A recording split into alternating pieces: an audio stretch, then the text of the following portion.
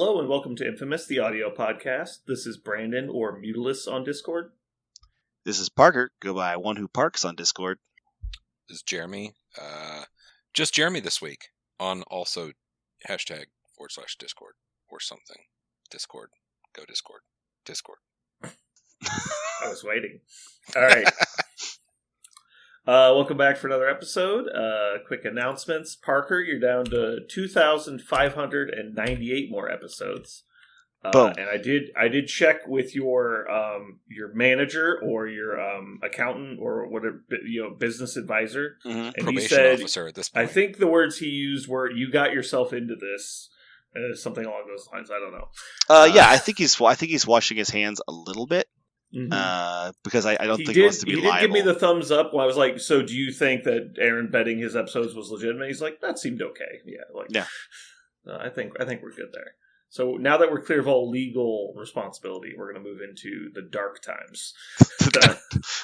Is that what you do after you're clear of legal responsibility? Oh yeah, I mean, you always wait for the thumbs up directly from into the the lawyer dark times. guy. Anyway, moving on. We have a Patreon channel. You can go check that out at the link provided in the show notes, and also we have our content is also available on Use on Mini's store through their cool gaming aids. There's also a link there as our affiliated partners link. Moving on to news, which unfortunately we don't really have any. We are considering moving next week's cast to immediately follow the mini extravaganza, which for the Saturday listeners won't matter very much, but you'll get the content of the mini extravaganza in the show. So keep an eye out for that. We'll try and probably have that out sometime on Friday for the Patreon people. Moving on to currently playing. Parker, it says here that you like to play AIM Criminals. Is that still true? I think, as I'm off to do, I like to rev up something before a tournament and then take it out. And I think I finally solved my AIM Criminal problem. You know how sometimes you start to build a list and you have like a core for it, like 4 or 5 bottles, and you're like, okay, what could go with this? And so you build a secondary piece, and then and then one of those secondary pieces inspires you to go yet a third direction with it. And that's what happened. So I ended up at the last tournament. I took my AIM Criminals, and I had aimed for Convocation with them. I see what you did there. But then I had Red Skull 2 in the list, basically for Convocation to do the trick. And after I was staring at it for a while, I was like, I don't even know if AIM can't do a D scenario, can't spread out. Maybe I can't. I usually do well in B scenarios. I like that. So let's go ahead and just plan on running down the middle with something that's got a little bit more punch. And so I actually switched it to a Hydra secondary and added in Invincible Hulk because I didn't have regular Hulk, honestly, is why I did it. Because I wanted to try the double agent thing. And I ended up playing first round of the tournament, and it worked really well. So I switched to the Hydra style and went Invincible Hulk. And because I did that, I could play into Malekith. And I don't know what I was going to do against Malekith. So I really like the list that it turned out to be. And so I don't know. I think I might put it on the shelf and try something new now. That's kind of the way I do it. I play something until I get to a tournament, and then I play it a whole bunch, and I go, all right, this is how I feel about it, and then I move on to something new. So likely it'll be something else next. But cool. I did like where it ended up. AIM and Red Skull Hydra were in the combo I ended up with. Nice. I've still been playing my webs. I've been enjoying Peter Parker 1 in place of Venom lately. I have started to consider taking Senators out of my list pair, but to this point, I have not pulled the trigger on that yet, mostly because I don't think there's a better alternative. I think Senators is probably not my ideal mission, but it's also not terrible. So, leaving that in for now. Other than that, the list is performing pretty much as expected. Not much else to report. It's hard to change a list when one of your lists drops is a specific 7 models. It kind of limits where you're at for the rest of the list. What do you mean list drops? You mean like when you do the long at combo? At 20 points, I have a scripted 7 models that I play. And obviously it changes in a specific matchup, but that's the generalist list is 7 model drop. And so I have to have those 7 models, and then the other models in the list are for specific answers, so it kind of puts you in a weird spot. Jeremy, were you liking the wide Cabal still? Yeah, I'm liking where it's gone. Still messing with it. I think I'm not changing any more models. Kind of done. I pulled Ulick out. A quote from the weekend was, "I've never seen a model perform so poorly as Ulick has performed for you." Yeah, that was one of the worst experiences I've ever had on a tabletop of all my life. It's like he replaced his brass knuckles with like big, like woolly mitts, just so he didn't hurt anybody. Well, he had 2 middle fingers to point directly at me. But moving on from Ulick, actually, I really enjoy the list. I'm done moving it around. I might move a tactics card here or there, but every time I play it, I find a little more nuance, and it's exactly what I enjoy in a list. So, yep. So Red Skull 1 and Malekith with some interesting drops. Cabal all the way. It's kind of funny. We both started playing 4-pointers from the core set, and we're like, I remember why I used to play this guy. Yeah, this guy's good. They're freaking good. It's always fun to do that. Aaron, over the last weekend, played some Guardians of the Galaxy. And by his own words, I made my first move of the game, looked up and said, I've just lost. And he did. He did, in fact, lose that game. And he still blames it on the first move he made. Was that against Kenny? Yeah, it was against Kenny. Yeah. He moves and he looks and he's like, I think I moved her too far. Yep, I just lost. That was the whole game. Speaking of what you guys said about like early models, like really early models that people are realizing are good, is my cousin James, who's excited to play the game right now. Shout out to James if he's listening. When he was getting ready to do this tournament, it was his first tournament in MCP. He was super excited to play. He was like, I don't know what play with X-Men. I'm not sure. I just have some of the battle box stuff and this X-Men box and a couple extra X-Men things. And I was like, well, you have MODOK, right? He goes, yes. I go, just play MODOK. Just play him. He's like, I don't know. He was really waffling about MODOK. And then every game he drops MODOK, everybody he plays is like, God damn, MODOK has all those things? MODOK does that? Like, they're like, I'll throw MODOK with Malekith's attack. And you're like, no, you don't. I'm MODOK. And he's like, oh, shit. And he said at one point, he storm hopped MODOK up next to a character, reached behind them with psychic powers to pick up a kiosk behind him and threw it long sideways at somebody else. And the person who was playing goes, he grabs medium and throws long? Range 3. A size... range 3. A size 3? And throws long? And he goes, yes. He goes, MODOK? And he's like, yeah. And he's like, it's like he was designed for killing. Yeah. I just love that everything you just talk about, characters that you play again. You're like, wow, these guys are just amazing, and he's just amazing. And I haven't seen him. I think James was the only one with a MODOK that entire tournament, and he was a workhorse. He should be. MODOK is like a Midwestern thing. Like it's not actually heavily played anywhere else, but like in the areas we're from. And so yeah, it's kind of funny when people like, why are you playing MODOK? And then he just like shits all over them. Like, maybe I should play MODOK. It's pretty funny. I think it's because if you play him as I'm going to use my activation to walk forward twice and sit here, that he feels terrible. But as soon as you can place him with a Storm Hop or a Midnight Suns, shift. Even if all you're doing on turn 1 is advancing once and attacking, he's still a good model. Like he's so good. Anyway, James seemed to have a good time. That was good. That was he had a great time, and I'm really afterwards he thanked me. He's like, thank you for just telling me to play MODOK, even though he's old hat and he's not part of any meta conversation right now. I was like, yeah, just do it. Old models are great. Alrighty, so next up, we had AMG announcement today. That was basically giving people a heads up to not post super negative or hateful things in their like public channels.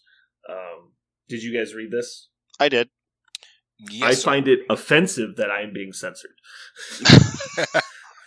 I am a sovereign citizen. I will do what I want. You can't tell me how to feel my feelings. I know, right? I thought it was pretty funny. I think it's exactly what you do, right? Which is don't wait to react to these kind of things. Be proactive about it first. Oh yeah, no, I actually really like this post. I would talk to Jeremy a little bit beforehand. I don't think companies take an active enough hand in their community like moderation, and like if people are just standing on rooftops screaming toxic crap into the like meta or the group or the community or whatever you want to call it, it is really bad for like optics, but also it's just like encourages more toxic behavior. So they getting ahead of this, and like they're not saying you can't say things, right? Like they're not trying to censor people. Yeah, they started that with right. But they say like don't bring like negative attitude and pointless statements into like the announcement channels and stuff. It's like, hey guys, we're doing a live stream. You going online and screaming AMG is a bunch of idiots, like it's not helping anybody, right? Right. It's like all you're doing is making everyone super divisive or personally attacking one of the people with just random put downs. Yeah. Someone said in the Discord today that the X-Wing community has been super negative lately, and so I don't know if that's true or not. That's just something I heard. So that's hearsay, but whatever. And so obviously you want to stay on point, and if you have an actual constructive criticism, they said you're welcome to post it. But they're not going to have you just sit there and just spam post things in the Twitch chat and not expect to get banned. And so this is just basically saying, hey, if you're going to be toxic, we're going to get rid of you. Like that's just I'm super support this. Yeah, I just like it because, like anything, if you can foresee the negative consequence, of opening up the channel to the world. What's Kurt Vonnegut said?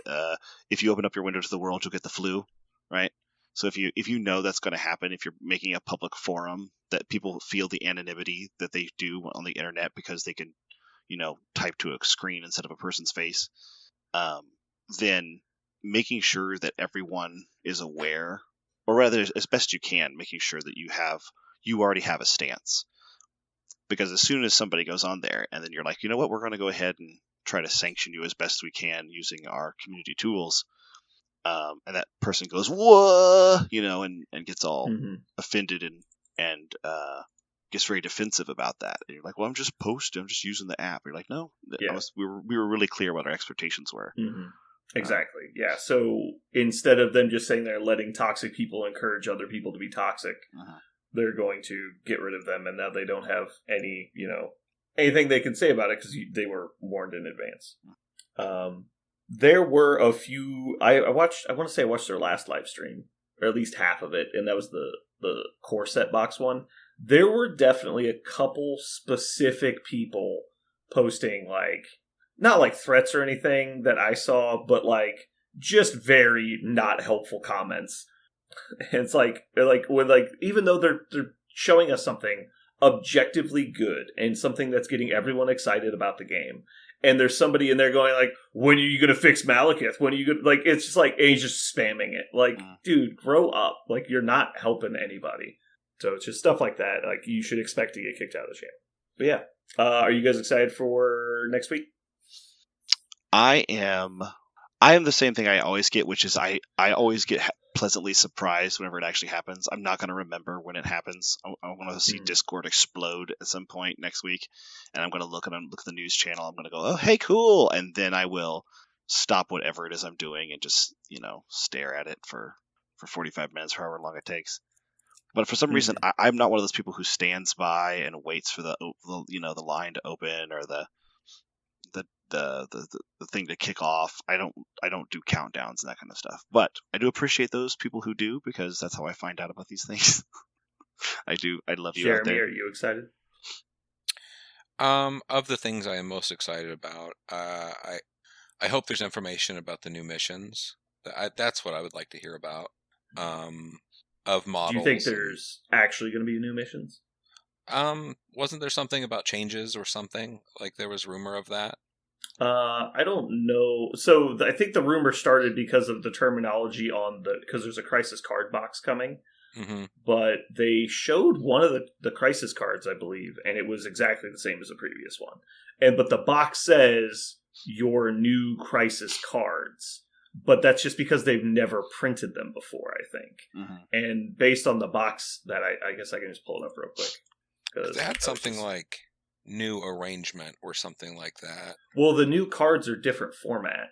And so it's like the Yeah. old Infinity Stones, they changed them a bit. So the new ones are tarot card sized, and they have the deployment printed on them, as opposed to being on a separate card. Let me pull it up.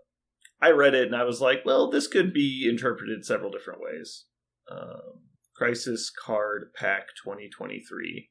The terminology is as follows. Players can refresh the game of Marvel Crisis Protocol with this card pack, ! Containing updates to 23 Crisis cards, including 10 updated extracts and 13 updated secure mission cards. So that's one more secure. That's not what it said on the other update. Ooh. So this actually says there's 13. That would be an extra secure. This card packs players versus any need to play any scenario. So yeah. There's no visual clues as to... Oh no, yeah. That's not what the box says. That's a typo. The box says 22. And the description says 23. Interesting. So if there's anything that is mission related, I like that idea. When it comes to models and stuff, I'm a comic book nerd, so all of it's cool to me. I don't really care. Everything that comes out's cool. I don't not particularly care. Yeah, and then the terminology on the box, the back of the box says, "What was old has become new, but the will to fight remains." Like it sounds like they're just saying it's an update. Mm-hmm. You know what? It'd be nice if they fixed those couple that were removed. What do you mean? If they fixed evacuation? Yeah. I think they would just make a new mission. I mean, they might reuse the name. Something but like yeah, that. I don't think we're ever going to get evacuation and herbs back because that was, they're just too hard to balance. They're either worthless or broken. Let's see. 10 cards, 12 updated secures, refreshing the game with a tweak to its heart. Suit up your squads, keep an eye on the Daily Bugle, and watch the crises play out on the battlefield.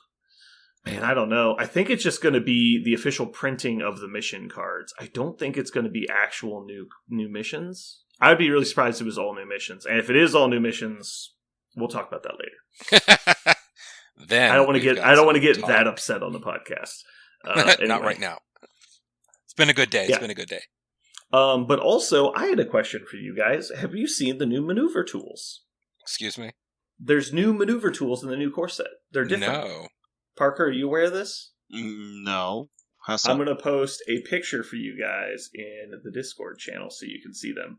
For other people, this is available online. I'm just going to get this in front of them so they can see it real quick.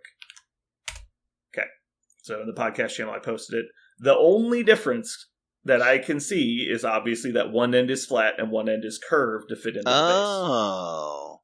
Interesting. So this is to go along with the ruling that you don't have to go into the nook when you advance, right? Right.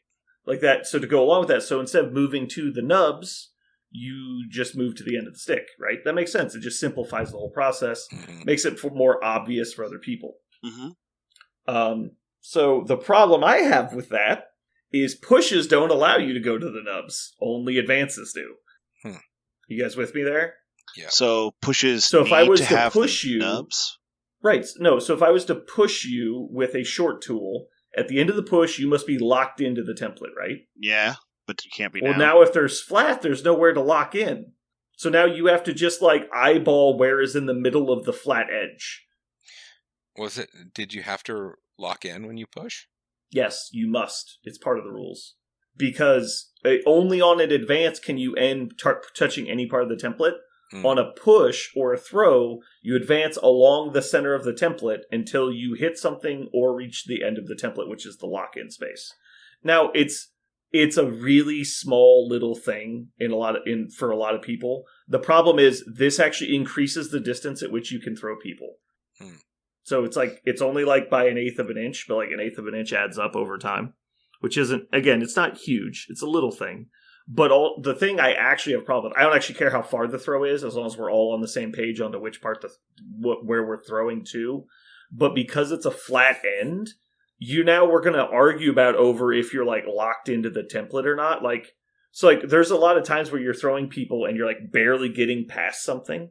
And so now the way to determine if you can actually fit through a space is the way we resolve it now is like, okay, you're committed to throwing me.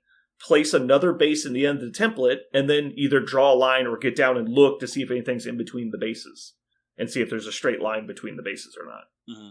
And so you can't do that now because it's going to be, okay, well, am I actually centered on the tool? Or because there's no like place for me to lock in, do I need to move like to the left a quarter of an inch, to the right a quarter of an inch? Like, I already get really annoyed when people use their measure tools, the rulers, and they measure from like one corner to the opposite corner. I'm like, that's not the range of the tool. You're not using it correctly. You're supposed to measure from one corner to the opposite corner, like on the same edge. But they'll do it to a diagonal corner. I'm like, that's like an extra half inch that you're measuring. And they're like, oh, well, it's range 3. I'm like, that's not how range 3 works.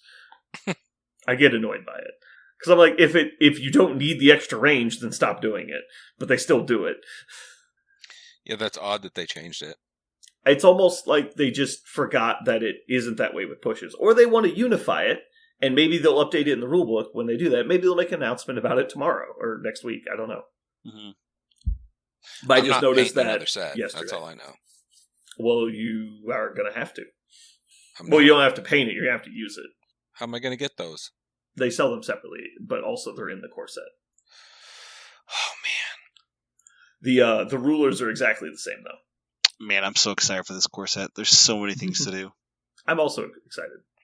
I am going to have both maneuver tools with me, and I'll probably continue using my old ones for pushes and throws, and I'll use the new ones for advances. I'll continue just using my opponent's set of templates and stuff. Yeah. I don't bring anything with me. I use their dice and everything too. I use their dice. I find it for an advantage when you. I get to a table and they're like, "What are you playing?" I was like, "I'm playing what you're playing." I'm just gonna take the models you don't take. I forgot all my stuff. When is the new box date? Do we have it? October 14th. We've had the date for like a month. October 14th, so a little over a month. 5 weeks. I know this is not really a segment we have right now, but you guys already know. Do you know? It's just yes or no question. Do you know what you're playing out of the box first? What you'd like to put down on the table first? Well, we've talked about that, but the thing I'm most excited to play is probably Ultron. Okay. In what? Do you know? Do you already have a place for him, or you just want to feel? I'm just going to play him. Explore the space. The cool thing is I know exactly when I'm going to be playing these things, and I will no longer be restricted on what I can play at that point. Mm-hmm. So, is he a 5-point model? Because if he's not, then you're not playing him. No, he's a 5. Good. I don't know if he's going to be as good as I hope he is, but he looks very fun. What about you, Jeremy? Do you already have an idea? Or do you? I don't even know what's in the box. That's what I thought. Until I actually own it, I just don't care. You guys have the worst memories of fucking anybody. No, I know it's in the box. I know. I just don't. I don't pay attention to anything until I own it. It is funny how about half unanimously across the board, every model got worse by everyone's opinion, but like 2. It's like Ultron got better and Captain Marvel got better, and everyone fucking else is worse. Oh, Crossbones got better, obviously, but it's just like Bucky got worse. Like, you know, Red Skull got worse. Zemo got worse. Like, everyone's across the board like, this guy got worse, this guy got worse, this guy got worse. But then at the same time, like, Captain is like maybe better, and then like Ultron is maybe better, and then Crossbones is better, but no one cares. I think I'm gonna have a really hard time choosing. Actually, I feel like I have to play. I feel like I'm gonna have to play 20 games the week this comes out to actually feel like I get. No, it's gonna be like the Wild West all over again. It's gonna be fun. Because it's not excited. just new models, right? Like, we've had a big influx of new models, but it's always like when that happens, there's a large. Like, it's like, all right, well, X-Men came out, so everyone's playing X-Men now, or Brotherhood, everyone's playing Brotherhood, or like Hydra came out, everyone's playing Hydra. But this time it's like there's 5 new leaders. Mm-hmm. That's a lot of new leaders, and they're just scattered throughout the factions. And all these new models have multiple affiliations, more than likely. And so it's really exciting that the way it's going to like bubble through the whole game. I think I'm going to enjoy Hydra with New Zemo first. I think that's when I'm going to like the first, because it's going to be weird and I'm really going to like it. I have a feeling, but I also don't know, because if they change tactics cards a whole bunch, then that might change my opinion. But we'll see. What do you mean by change tactics cards? If they do like a rotation, like we were we are wondering. There's a small chance of that. Right. But I mean, if they do a rotation, it's only going to be targeted things getting removed. So it's not like there's going to be a big upheaval. But like one of the ones that I'm nervous about is I feel like one reason to potentially play him is advanced R&D, because you actually get to do some cool advanced R&D plays. Like you get to play advanced R&D but still keep a power, so that model can then interact with an extract, so you're not losing tempo on the extract trades. And he's going to spread it around, and you've got the advanced R&D slot, so you still have 5 others to play cards that they're going to affect beyond the first turn of the game. Like there's so many things that he loves about advanced R&D, in my personal opinion. However, if it's out of the game, then what? Yeah, I think advanced R&D is definitely on the short list of things that might get touched. If something happens, advanced R&D is on the short list. That said, obviously advanced R&D is not integral to his play. It's just a card that he's interested in. Yeah, I like it a bunch because the reason I don't like advanced R&D is I feel like unless you have a really over the top strategy like that new Wakanda bullshit, it usually is playing it means I am losing my first activation worth of extract picking up. So that's probably whatever that model is probably planning on doing. They're probably not picking up an extract, which is a problem. And it's got to have huge value for the rest of the list. So your whole list is kind of all in on advanced R&D, but not with Zemo. With the Zemo, that can just be a bonus, and you're still playing the rest of the turn as if you started the game. I like that a bunch. We'll see.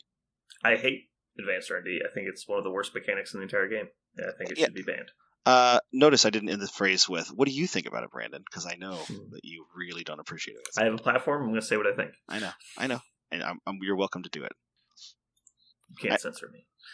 I know Jeremy. Uncensorable Sam. I know if Aaron was here, he would vouch for me because he's an advanced R&D fan like I am. He likes advanced R&D? Well, he plays it if it creates the play he wants to see. Yeah. I think he plays it because he plays things that are good and not things that he enjoys. But I think he's not. I would love for him to hear that and find out how true that is. I'm curious. Well, I'm going to ask him. I don't think he knows the difference between things. I think he looks knows at the difference between things that are good, and he knows the difference between things that are fun and silly. Mm-hmm. And advanced R&D is better than most things. Yeah, I think Aaron would agree with what I said. Okay. I think for a while now he's been playing things that are slightly outside of his preferred realm of the game, just to get experience and or compete. Right. Like I know that he does not want to play Avengers. I know that he doesn't want to play Cabal, but he's been playing them because it's either good or a learning thing that he needs to do. Mm-hmm. But anyway, that's going to take us to our next topic, which is we're going to finish rounding out the mercenaries in the game. We're going to do the 6+ and the 2s now. So this first part here, we'll go through the 2-point models in the game. We're looking at them from the perspective of an unaffiliated model that you're adding to your list. So we're assuming that you don't have all the cool little tricks and leaderships and stuff that normally come with them, but you're taking them because they perform a role that is important to a lot of lists in the game. Would you guys like me to go first, or somebody want to go first? I'll let you go first. I'm going to let you go first. And the reason why, Brandon, I think you should go first, and this is 100% true, I love this segment that we've done, this recurring segment. And I feel like you specifically really explore the space of 2s. Because I think a lot of people just kind of put their default, they just put in their 1-2 that's affiliated because it helps them make certain points, and they leave it there. And you really reach for 2s a lot as mercenaries. And I think that's really cool. I've always liked that you do that. It's always fresh. So I love 2-pointers. I love taking 2-pointers, and I think every list is better if you put an additional 2-pointer in it. Yeah. And I want you to know that is not, I don't think that's normal list building strategy. So what is a good mercenary that you reach for? I'm going to go with my number one frenemy, the good old Toad Boy, Mortimer Toynbee himself. Toad is obviously a common include in a lot of lists. He was the closest thing to a safe extractor that we ever had at the beginning of the game. He being able to interact at range 2 is not just good on the first turn, though. It's actually super useful for a lot of things. I've been playing him in exceeding amount lately, to an excessive degree, and I'm getting a lot of use out of his Finder Keepers, where you can take objectives off of people. I think he's really, really good in the Struggle for the Cube mission. being able to take the center point with priority with relative impunity, because the odds of them getting to you at that point are pretty low, because most people can't even attack him, and the people that can are so unlikely to one-shot him that they're really betting a lot of the game on that. And you can back him up with other things, like just move somebody near him with a mission objective, and all of a sudden it takes the ability to one-shot him off the board. But he gets the middle cube, and then he gets a second power on turn 2, so he can back up medium and take a cube off of another one of your models, and then he just gets to run to the corner for the rest of the game, scoring you like 5 points by himself. And then when he dazes, they drop the 2 tokens within range 2, and then just like if you want first activation next turn, he picks both of them up and runs sideways again. And it's just like, great, now he's just infinitely going, and so it's super useful. He does so many cool objective things, and having 5 health on his healthy side is also super good. So he's a welcome addition to many lists. I think it's interesting because a lot of people go for him for the first thing you said. He's the original, go safe extractor. But I have killed so many toads by people who put them in the list going, I'm going to walk up, pick up this extract off the midline, and then die because I had a range 4 character, right? Yeah. And that was it. That's the only thing Toad did. But when you have a plan for him in your list, like he's going to do something very specific, it does work really well. Mm-hmm. I just remember when Toad was coming out, and we're like, "Oh, Toad is being released," and you were like, "That is the stupidest fucking model ever." And then I fucking hate him. I fucking hate Toad. Everyone, I was like, "Oh my god, tell me he is the best model ever!" So you have to play him. And sure enough, he's fucking Toad. Amazing. Yeah. Anyway, Parker, you're up. I'm actually going to go with one of my favorite drop-ins in a lot of places. Every time I put him in, I feel great. That's Wong.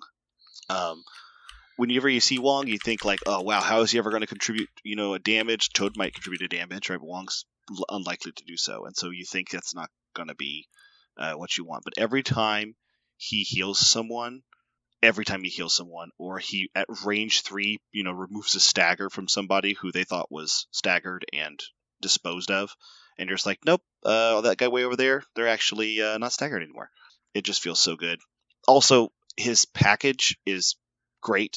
He stands there, he gains the power, and then either gives the power to somebody else or uses it to heal. It works every time. Like he never doesn't get his thing. If you need somebody to just stand there and grease the wheels of your list, or enable something cool because you have a big power sink you need to use, he feels so good. There are so many turns where I am desperate to have another power on Wong, because there's so much he can do. Like, there's so many things he can do. Wong is a great add-in to any list. And I don't think a lot of people reach for him because they just think, he's just a support guy. Do I really need this? But he's presence on a secure, and because he can do all this stuff at range 3. So many characters can be contesting another point, and he can be, still supporting them, still doing it. You don't have to be close to Wong. It could be he can affect functionally a really long distance away by healing, roofing conditions, giving power. He really reaches out. All right, Jeremy, you're up. On this list, gosh, I think I think the best one left is Black Widow. She's a long mover with stealth. You really can't beat that for 2 points. She's pretty sick. Kind of gets everywhere. She also has her defensive tech. She's annoying as shit. She's just she exists. She's on a point. She's very hard to get off. She also has some dumb attacks too, which people kind of forget about until she does it to you. Yeah, the fairly reliable stagger is surprisingly pretty good. Silly. Yeah. So in a list, seeing Black Widow is not surprising ever. I actually don't think she deserves a spot on this list, but I will say I do think she's criminally underplayed. She is very good, but I think the lists that won her are very specific lists. But like I said, like, she's a very good model, so like I don't feel bad about this pick at all. I will actually say I would never put her on this list until her new card comes out in the new box. I think that's actually going to be a big. If your list really, really wants out of turn movement, she actually provides that also now, if you're willing to take a Tactus slot. I'm very confused. What are you talking about? Her Black Oh, Widow the grappling climbing gear card? Yeah, the vertical assistance, I think is the name of the card. I mean, I like climbing gear, but I don't think including Black Widow to take climbing gear is ever worth it. I also don't. If you're I also don't already do that. taking Black Widow in most of your lists, then sure. I get it, yes. But I'm saying if you were considering taking Black Widow now, there's another reason why you could take Black Widow. Okay. All right. Next up for me is going to be Bullseye. Bullseye was the biggest joke of the game, short of Crossbones, for a long time. And then they decided to just lower his point cost, which turns out that's kind of an important thing. I think they dropped a couple of his things just slightly. I think his hit points went down like 1 or 2. And I think one of the costs of his abilities went up or something. But yeah, Bullseye as a 2-pointer is really an unfair 2-pointer. I thought he was going to be one of the first ones taken. Hit and Run is great, but parting shot on a 2-pointer, it really just isn't fair. You should not be able to have a range 4 attack that ignores cover and does auto damage and also have parting shot. The amount of auto damage a 2-pointer can do should be much less than this guy. Yeah, he'll do 4. He can do 4 to you before you've dazed him. Almost always. He can do 4 to you, leaving most people on 1, and if you attack him, he'll just auto kill you in the middle of your activation. It's fucking dumb. It's a lot. He'll do a lot to you really quickly. Absolutely dumb. Yeah. All right, Parker. Do you think anybody else deserves to be on this list? I actually want to put one more person that I love to splash, and people always laugh at me. It's Bob. And I've actually learned after playing against Bob and with Bob that he has some interesting synergies, like with Captain Sam Adventures, because he dies. Anybody who has something that procs off of a death, there's several models that do. It's interesting. But I think the real secret to Bob is actually with priority control. If you are playing a tall list and your list has 2 models that are in the same affiliation, putting Bob as the 3rd model on the board is amazing. Because if you're playing that kind of super aggro list, you're going to flip people over to the inter side, and now Bob is contesting things. And so they have to kill Bob, but if you do, now you're just guaranteeing priority all the time. He's such a priority maker for super tall lists, and it doesn't look like that. It's one of those things not printed on his card, but he is a priority generator for super tall lists. And because super tall lists often create injuries or flip cards, he becomes much more active. You would, at first glance, you'd think you should be part of a spam list where you always got activations, you've always got guys on the field, but those lists don't flip people over, and so Bob doesn't do as much. You don't have to worry about Bob once he flips. But against a tall list, or when he's with a tall list, man, he just feels so punishing. Yeah. This is definitely a model that can swing out of his weight class. My favorite thing to do with him is you get like Researcher, where people just dogpile the middle, or Mayor Fisk is another time this can happen, and you kind of sit him on the back point for the first turn. Your opponent, seeing that he's so far away, like you can put him on the back of the back point. And like, oh, well, like he's not really in range. It's like kind of group up around the Researcher. And then if you're playing a tall aggro list, you get Prio. It's like, okay, I'm going to spend my 2 power to Hydra Tactics forward, place on the other side of a large base, like either MODOK or Malekith or somebody like that. Advance medium to stand on the far side of an opposing model and shoot the rocket point blank. He's going to cause a size 2 collision to one of their models if you position it correctly, because he throws away from the model he shoots. So you just butt him right up against an enemy model, cause an impact there. Every model within 2 of your target takes 2 automatic damage, and then you do a 9-die attack to the target. Like, my record currently is 16 damage from 1 attack.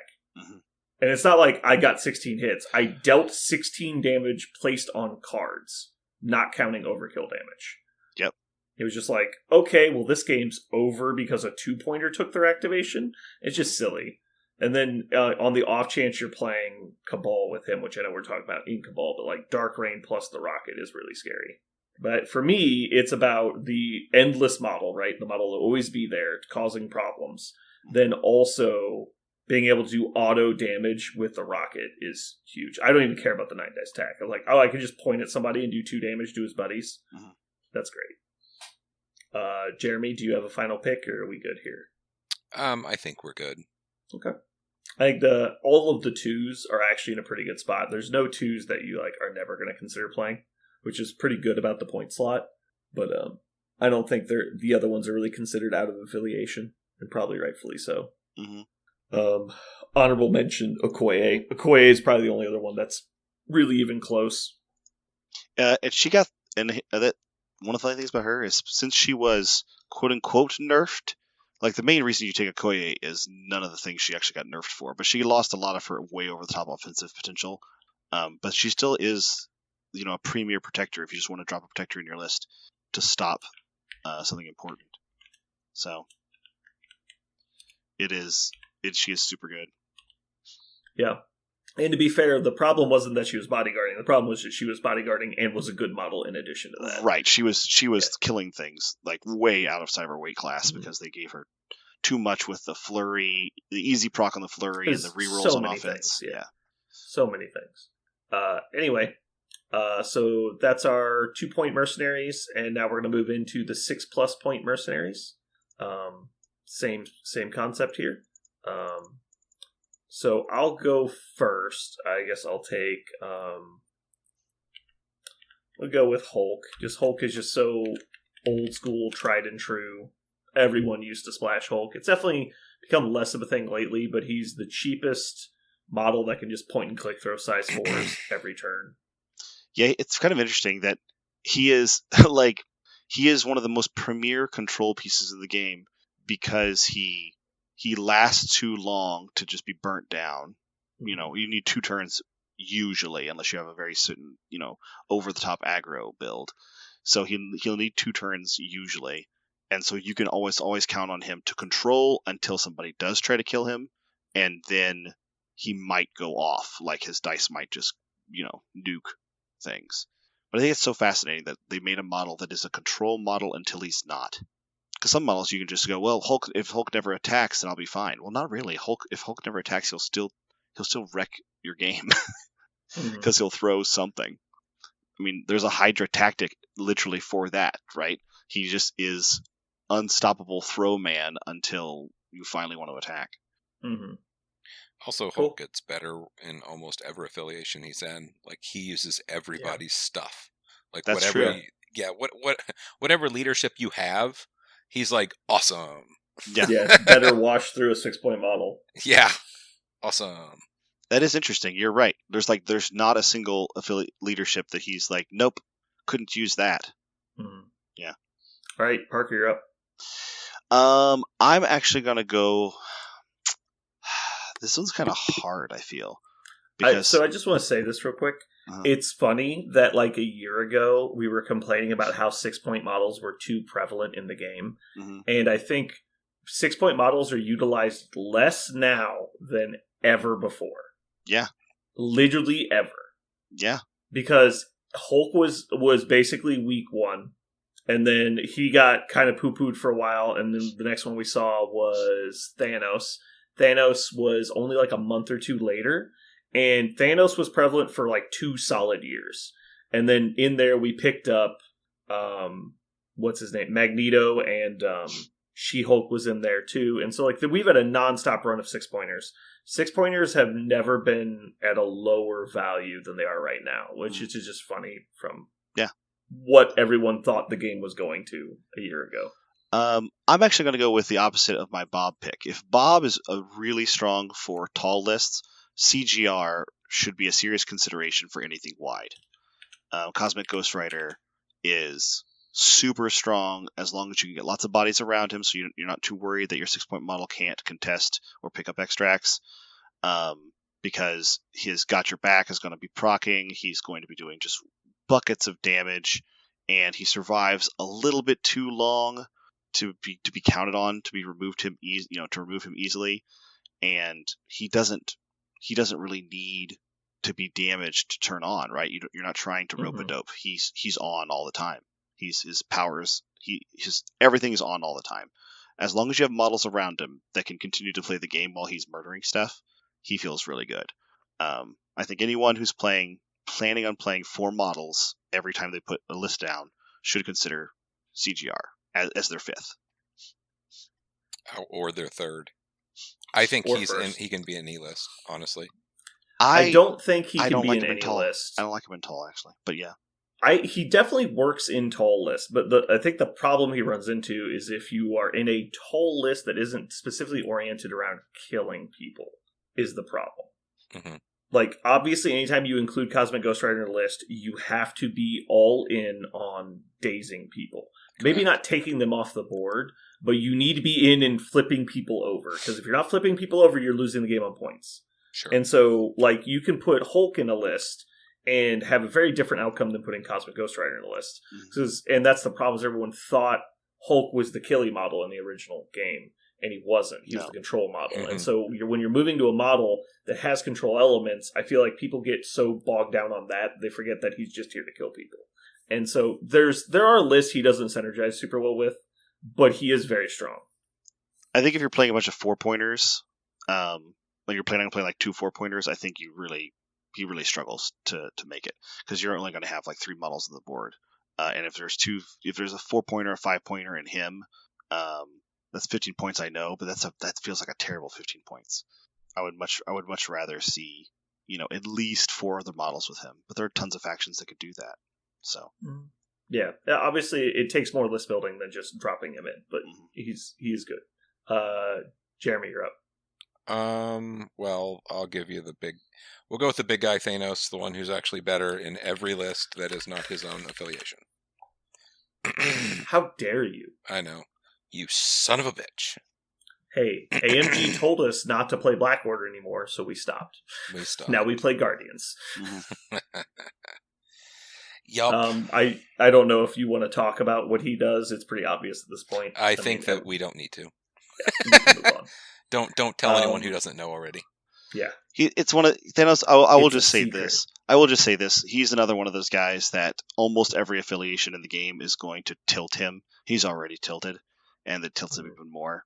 I don't know if there is an affiliation that really goes, oh, well, Thanos can't use that leadership. They all like it.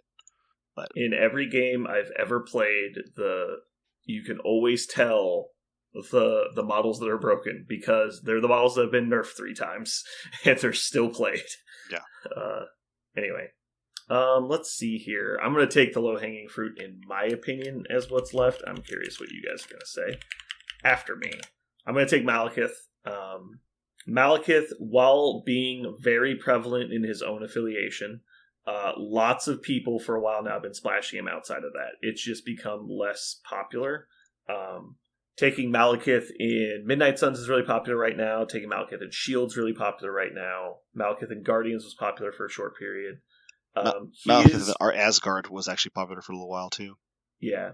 And so the reason I think he's not splashed more is because in his heyday, people started to realize, because originally they were just putting him in everything, they started to realize the reason he's actually good is his leadership and not the fact that he kills everything. Like, there are things in the game that kill everything, but his leadership is actually, like, probably top 3 or 4 in the game.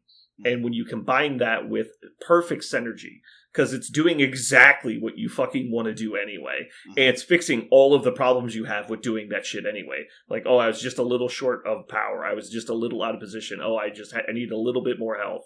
And so he fixes all of those problems while also just pouring the gas on the fire. And so his leadership is amazing, but he's obviously a strong model in his own right. It's funny. The original Malekith, I think people were more excited to just go ahead and play him in the affiliation. But as soon as they made his hop cost 1 more, then all of a sudden a bunch of other factions were excited about him too, right? Because when the hop costs 1 more, then, maybe you want to play him in Inhumans, give him a power. Or, then you want to play him maybe in Storm and just walk and swing.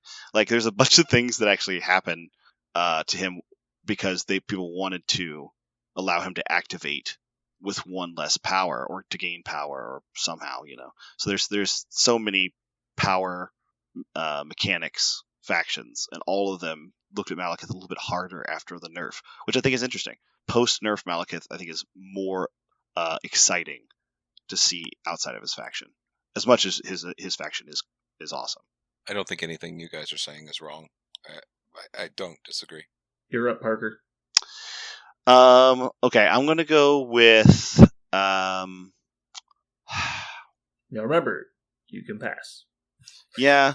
The thing is, I'm trying to decide: is this character actually really good? Should he be played in a bunch of stuff, or should he only be played in his affiliations? Because right now he's so popular in his affiliation. Is that wrong? I just played him out of his affiliation and I loved it. I'm going to go with Immortal Hulk, actually. Okay. And the reason why is because he does something to the game that's really interesting, because he counters the priority game in a really interesting way, because you're okay. He's too threatening to just leave in the middle of the board, right? He'll do too much. And so other tall lists feel like they have to remove him, but removing him is, functionally terrible, because if they have priority and remove Immortal Hulk, he doesn't actually get removed. He comes back to life with 10 health. I get to activate first and either activate Immortal Hulk and give him patch up then, or activate another character to make sure I have enough power to patch him up, and then I'm back. So you just lost priority, and for the rest of the game you won't have priority, and now my Immortal Hulk has the advantage against you. So I think the Immortal Hulk is a really interesting counter.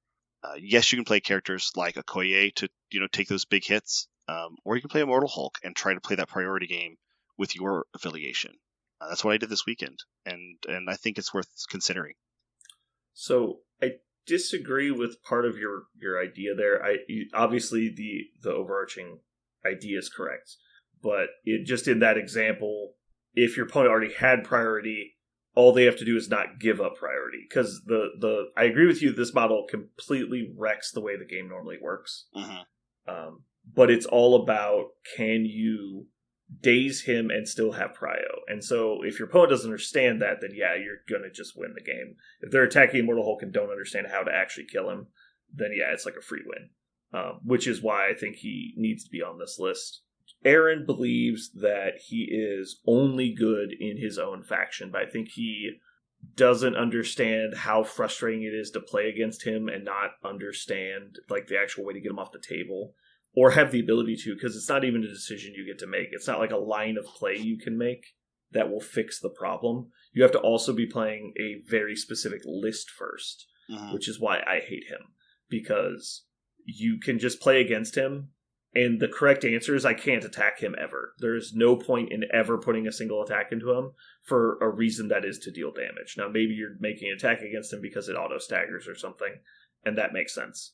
But if you're doing an attack against him to deal damage, it's a mistake unless you're actually planning on killing him. And if you're planning on killing him, you have to have the ability to, which means you need to daze him while also having priority.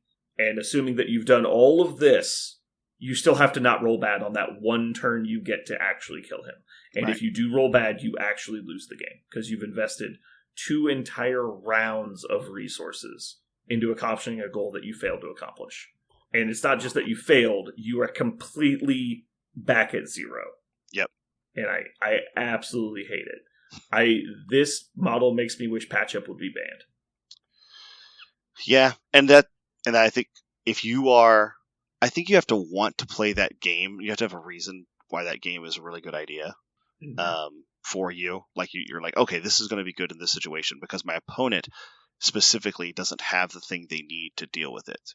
But if you can read that costs you one tactic slot ish, because Patch Up is not a bad card in a lot of lists. It's always playable. And 1 slot in your army, and your opponent has to go, okay, do I have to make sure I can kill Immortal Hulk? How likely is he to play Immortal Hulk? Patch Up's right there. Is he going to play Immortal Hulk? And that's a fun list chicken component. And you can have every intention of playing him. Like, you can absolutely want to play him. But you don't have to. Makes him a good ad. Alrighty. Jeremy, do you have another one pick, or are you passing? I pass. Yep. I'm going to continue picking every model on this list. I really, really, really wish I could pick Hulkbuster, but I can't. Yep. I really, really want to, though. I always try and add Hulkbuster to every fucking list. Mm-hmm. I love him so much. I really want to add She-Hulk because she's such a interesting counter to so many things. But again, I can't. Not as an unaffiliated model. Yeah, right? I don't think it works. Alrighty. So that's going to conclude our list. We've got both Hulks, Malekith, Thanos, Cosmic Ghost Rider. You did it, boys. That's perfect. That's some real hot takes there for the 6+. Mm-hmm. But to anyone who's... it's not supposed to be hot takes. It's supposed to be cogent analysis. Yeah. Also, to anyone who doesn't, who has never sat down and looked at all the 6s and 7s and wondered which one should I pick into my list because I have a slot for that. There you go. Don't ever take Thanos. Do not ever take either of the Hulks. I have a question real fast. Speaking of Thanos, this is actually a question about out of affiliation Thanos. Is there a list, and I'm picturing one right now in my head, is there a list that does just 6-point Thanos? And I'm imagining, is it Avengers? Because they can use his power for cheaper? I'm just trying to imagine a world. Okay. You just take a Hulk. If you were going to do that, you would still take stones. Okay. The people do play Steve with Thanos, and you still take stones. Yep, that's what I assumed. I just didn't know if there was a world in which you could imagine. There has been a lot of Black Order lists that try to take 1 stone Thanos because that's just the way the points break, because you need 7-point Thanos to make the points break down. And it just doesn't work. Like, he's really balanced around the 2 stones. I kind of wish he was just 8 points and got 2 free stones. Like, it would just be easier. Yeah, I don't know. I think Thanos just needs Cosmic Portal to only be once a turn. And after that, he's probably okay.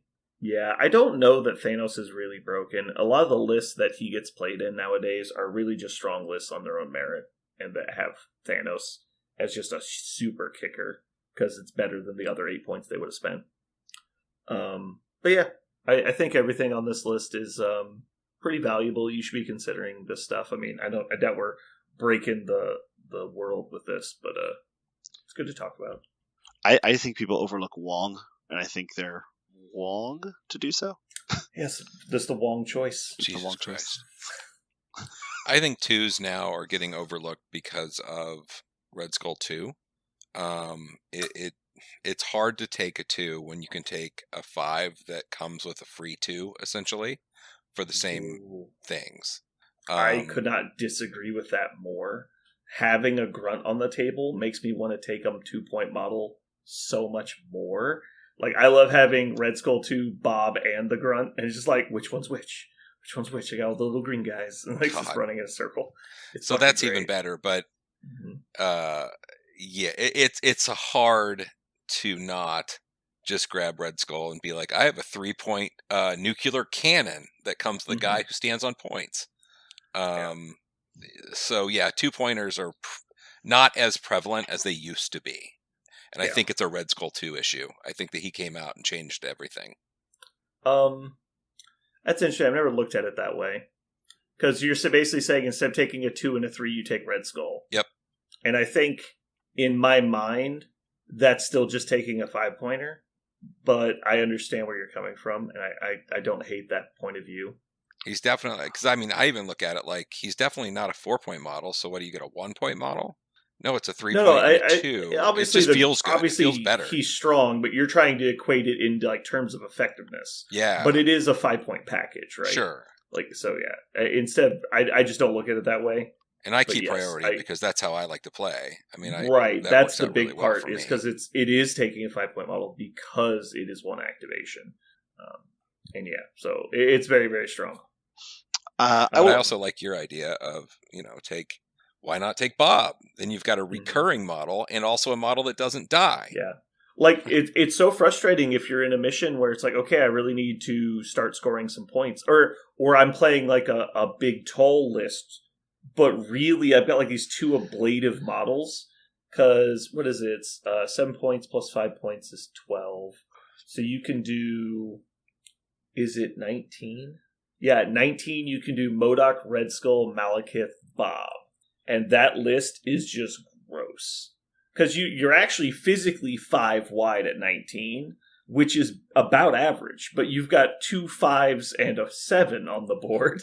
And so it just doesn't make sense. Like, it's like, how are you supposed to win those fights? And at the same time, like, all those models are just dumping damage into specific targets. So if you just, like, start a turn and 3 of your people fall down, you're like, what am I supposed to do? And then there's also, like, no way to really attack that list because you can't really kill anyone.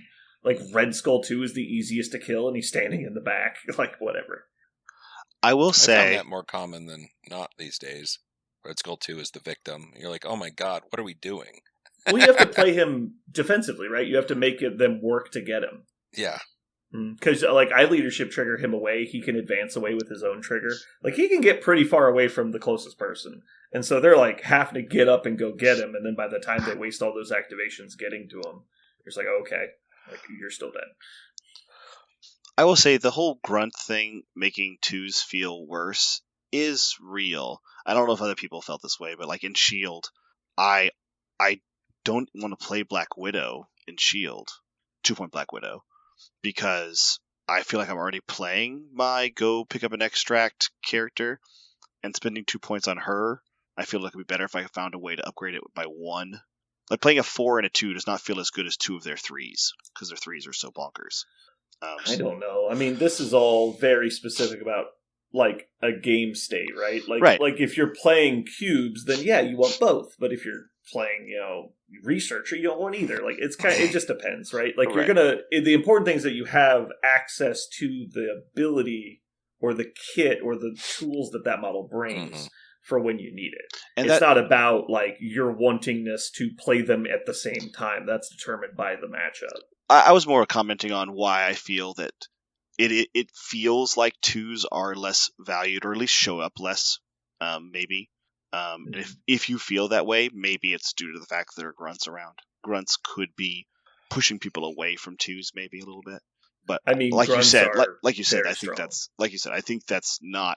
It's not the thing you should do every time, for sure. But I think it might be pushing people away. There was almost 6 months where like the 3 best models in the game were all grunt characters. Yeah. All I know is I hate Nebula so much. Nebula? Oh my god. Dude, she's so good. I can't believe she doesn't get played more. Like, it really surprises me. She kills everything. Yeah, she kills everything. She's so annoying. People are just like, oh, it's just Nebula. Like, I'll just kill her. It's like, you realize she's actually hard to kill, right? Like, do you know how many times I have played Nebula because I love Nebula, and how many times I won the game because they said, I'm going to kill Nebula? Mm-hmm. Because, like you said, she's just a little bit too difficult to remove, and they're just killing my model that's not even contesting. So, yeah. But you have to. You can't just let her do her thing. Right, exactly. No, yeah, you have to. Feel compelled to do so. Her. Yeah. Jeremy, why did the Invisible Man turn down the job offer? Because he was invisible. Because he couldn't see himself doing that job. Oh, that's cute. It wasn't food related, so I'm kind of let down. It wasn't. Oh, you want the food related one? Okay, hold on. I'm a little disappointed. All right, so if A is for apple and B is for banana, what is C for? Blowing things up. An explosive. That's correct. Nice. Nailed it. Nice. But yeah, hopefully you guys enjoyed our mercenary segment. This rounds out the rest of the game. Got all those done. Now you can finally play. Go for it, guys. Get it done. You guys have been waiting to play. Now you can play. Mm-hmm. Smash that like button. Bam. Parker, do you have a comic corner for us? Ooh, I do. So my comic corner today is about something that just wrapped up on Marvel Unlimited. Although if you're following comics, every week, you could have read it all now. The graphic novel, I think, is coming out right before Christmas season to try to get people who want to do this for Christmas presents. It's the Sins of Sinister timeline. It is just an absolute amazing story. For anybody who's listened to my other comic corners, I'm a huge fan of Mr. Sinister. I love telling Brandon stories about Mr. Sinister all the time. I have basically just kind of read back whole issues featuring Mr. Sinister to Brandon so that he can giggle along with me because of how awesome he is. He's such a great supervillain. He's such an awesome supervillain. And Kieran Gillen, who is in charge of a lot of the kind of like the Quiet Council storylines, the government of the Krakoan X-Men, he's kind of been in charge with it for a while. This is his like big culminating project, his plot end. And in this one, we find out that Sinister, big surprise, has been cooking up some sort of genetic disaster the entire time he's been, quote unquote, helping the Krakoan mutants. What he's done is laced a sinister strain of DNA, basically, inside all of the mutants that have been resurrected, and whenever he wants, he can activate it. The problem is he needs to be the Quiet Council, right? Because they're the ones who are in control of everything, and none of them have died since he's done this project. And so he needs them to die so that he can insert agents that work like himself in there. So it won't be exactly Sinister Xavier or Sinister Hope. It'll be Hope that thinks like Sinister, like they have basically their alignment changed if you're a D&D fan. And so it starts with this hilarious a gimmick. Of course, everything about Sinister is a wonderful gimmick and great sci-fi mixed in. He clones Moira McTaggart because her mutant power has the ability to reset histories, and so he keeps trying to kill the Quiet Council, and every time he fails, so he just has to kill a Moira clone to try again. And so it's this wonderful scene that's all from Shadowcat's perspective of how Sinister keeps walking in the room with increasingly silly ways to kill the X-Men, right? Like just weird mutant clone bombs and giant mecha suits and huge guns and trying to kill the Quiet Council. Eventually, he manages to do it in a super deadly way. And this is just the first issue. I'm spoiling nothing. It's amazing. Once he kills them, of course, now the significant part of the Quiet Council is sinisterized. And from then on, it just launches into 12th gear. Through the Sins of Sinister, you basically find out not only what is Sinister's plan, what is his end game, why is he always so Machiavellian? Is he just a bad guy, or does he have a goal? And as it turns out, the entire time we've ever known Sinister, he's had a really important goal for all the things he's ever done. We've always known that he made himself a mutant. He's Genesis who functionally created himself, mutinized himself. We don't know how he did it, but you get to find out what is the story of Nathaniel Essex. How did he come to be a mutant, and what was the purpose of it to begin with? There have been other characters that have been introduced throughout the Krakoan X-Men timeline, and people have kind of just assumed they were all generic bad guys. As it turns out, they're all tied to Sinister somehow. And so you get to see how all these different storylines that have been weaved throughout in a very sinister way are now coming together. And in also a very sinister type story, he ends up being the one with the egg on his face. And then we have to kind of root for him because he realizes that he's kind of built this web of deceit that's too intense for even him to manage. And so he becomes the protagonist, and we kind of root for him to win for a while in the story. So if you want to follow Sinister as he untangles this giant web and the story just gets super advanced, if you like what if versions of Marvel Universe, they go straight into that what if kind of ethos where they're constantly rewriting realities and seeing what happens each time, and you get to follow this really intense story. Also, you get to see what would happen if mutants had no conscience, and that because the X-Men have always had this intense conscience, and Sinister has none. So what if you just change the alignment of all of the X-Men to chaotic evil, right? And as it turns out, it gets pretty fucking terrifying. So if you're interested in hearing that, I recommend Sins of Sinister. It's an amazing story centered around him and the repercussions of all of his Machiavellian attempts that we've ever seen. We actually get to find out what they were for and how they connect to the mutants. Cool. I did like you telling me the beginning story of that one. Basically, it's Sinister is menacing and dangerous, but he's not immediately personally dangerous generally. Right. He's not Magneto will just rip you in half with his mind kind of stuff. It's well, he actually has to work to kill people. Right. It's not free. And so him trying to kill a room full of effectively immortal people that have every kind of defensive ability you can imagine is quite comical. Yeah, it is. It is comical. He is comical. The whole series has a comic feature because he is that kind of silly villain, right? But he's also very, very strong. He nurtures that comedic appearance as well to hide how dangerous he actually is, and you get to see all of that really play out in this series. It's really good. Cool. All right, well, that's going to wrap it up for us today. Hopefully you guys had a good time. This has been Brandon. And Parker. And Jeremy. And you just listened to 6 + 2 = Thanos.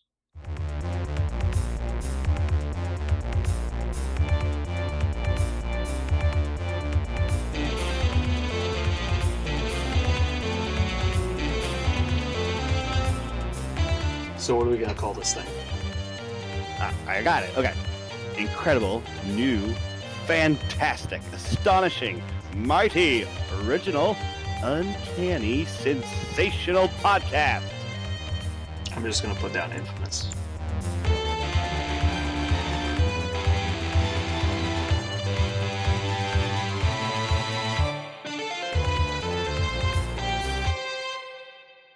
And we are back. Nice. Back again. Ugh. Remember that time we weren't back? That was awful. Gyros. We tried so hard to be back, and then we couldn't get back. Remember that? Yeah. I felt like my immune system didn't want me back today. It It said, did not want stay. you back. It did not. I was like, no. It said, stay. Stay right here. Man. So my girlfriend's dog decided to eat an incredible amount of what she thought was chocolates. And it turned out, after it vomited all over the house for like the last few hours and taking it to the vet and everything, that it was like fake chocolate. So it was just basically sugar and garbage. So it's not going to die from eating all this chocolate. But it also has a urinary tract infection. So I'm just like, dude. Jeremy, hater of dogs. Why did you poison your girlfriend's dog? I wasn't even there. No, this is her chocolate. This is her scenario. I had nothing to do with it. But, man, pets. I just can't. I'm just not. No thanks. She's just going to lose an entire paycheck on this whole vet thing. It's tough. When I was still living at the old house, somebody threw a giant chocolate rabbit over our privacy fence. Oh, God. Like, still in the packaging around Easter. And, my dog got a hold of it and ate like half of it before I figured out what he was doing. Common misconception, and I knew this before that, most dogs are not actually allergic or, killed by chocolate. That's actually like a rarity within dogs. But it is not exceedingly rare. It's just uncommon. So most dogs actually can eat chocolate, and just to a reasonable degree. Like, obviously, to eat a pound of chocolate is not good, but I've heard it's primarily just due to digestive issues, not actual poison. Yeah, I've heard it's kind of akin to when they ask you about anesthetic allergy. It's common enough that they have to ask you every time, but not so common that you can't have an anesthetic and automatically die. That's what I've heard, like analogy. What is it poison ivy? Is that the reaction that you're actually allergic to it and it doesn't actually do anything normally? Oh no, poison ivy is absolutely an irritant. Poison ivy but there's one that's just only if you're allergic to it. Oh, there's many like peanuts. Like there's nothing. Well, no, but like there's some plant that only affects you if you're allergic to it. But people think that the plant is like poisonous, but it's not. It might be like poison sumac or something. Yeah, I know which one. I know which one you're thinking of. I can't remember what is it. But it's kind of like that. So everyone fears the situation, but they don't understand that it's not an every time thing. Like for Midwesterners, the brown recluse spider actually does not have a necrotic poison in it. What it does have is a venom that reacts with a bacteria that's commonly found on human skin, and when they combine, it becomes necrotic, which is why brown recluse spiders, when they bite you, leave giant wounds that like eat through your skin. Also, I found out, because my wife just thought she got bit by one, that brown recluse bites very rarely actually result in that necrotic effect, because it's intensely difficult for them to create that venom. Metabolically, it's really hard for them to do that. They don't have very much of it. Yeah, they don't inject it. They are very careful about the amount of they inject. And so they basically only inject into a large creature if they're basically like, I'm going to die, might as well they do feel this. threatened. Yeah, intensely threatened. And a lot of times they bite, but they don't inject anything. it's still wise to go, have a doctor, look at it. But Yeah, there are a lot of warning before signs to it. you lose a quarter, like a silver dollar worth of skin and flesh. Right. I fucking hate brown recluse spiders. Yeah. Oh, they're disgusting. They're fucking everywhere. Yeah. I feel like brown recluse spiders is the closest thing that we will ever know to living in Australia. Oh, These little tiny brown spiders that are everywhere in your fucking house, and you can't get rid of them, and they might kill you. You don't know. Yeah. Although, to be fair, in Australia, it's like the size of a house cat. Like, that's the spider. And also, it's not just the one thing. There's 1,000. Yeah. And they just everything and there. Every time you open up your back door, 5 of them might fall on you because they made a nest above it. Or they might just break into your house because they felt like it. Right. Oh, you guys ever see those cobra videos from India, Pakistan, Sri Lanka, where it's always like, how like a common thing that runs around the internet. Once I became a dad, I started getting them a bunch. Is dads saving their kid from like falling backwards off a swing or almost getting hit by a toy truck or something.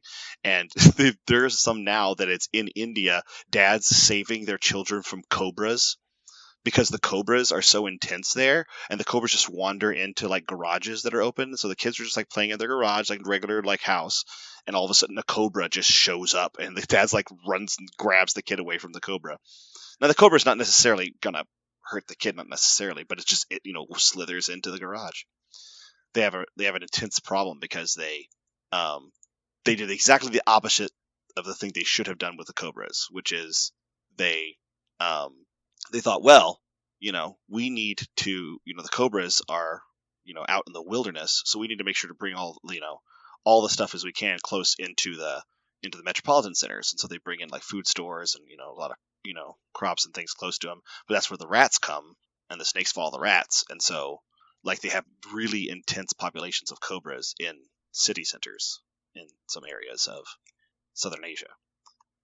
When you said what they should have done, I thought burn them all with fire. That's what I was like. Oh, yes, man. I agree. Snakes are one of those things that's really hard to eradicate. Like snakes and coyotes.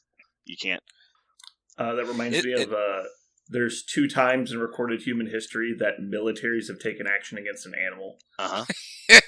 There was the Emu War in Australia. The Emu War. They lost a war to emus. Yeah. What? They showed up with like Humvees and machine guns and lost. It was post.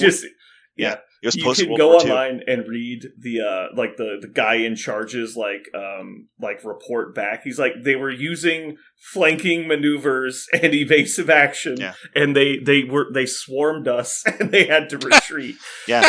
There was post World War II, and they had all these arms and munitions built up, and they're like, I guess we could try to use these, and so they gave farmers like pintle mounted Jeeps with machine guns mounted on the back, and told them to try to chase down the emus and kill them, and it just didn't work at all. Like they'd basically pull up, park the Jeep, start shooting, and then the birds, instead of running away, would charge them, and they'd freak the fuck out, and they would just get swarmed by hundreds and hundreds of like 30-pound birds. Right. And as it turns out, like munitions built to kill men, like slowly crossing a field of battle, is not good against giant birds that are like that are moving at like 3 times their speed. They were outnumbered like 300 to 1 or something. Right. Started shooting. Right. And then they built this giant fence that was supposed to keep them out. That didn't work. All these things. Yeah. And then the other one was the Burmese government used chemical weapons against snakes.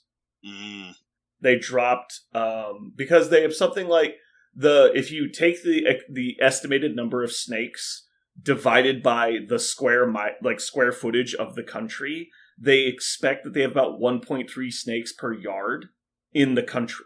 And so there's just so many fucking snakes. They just started dropping chemical weapons designed to kill snakes over like large areas of forest.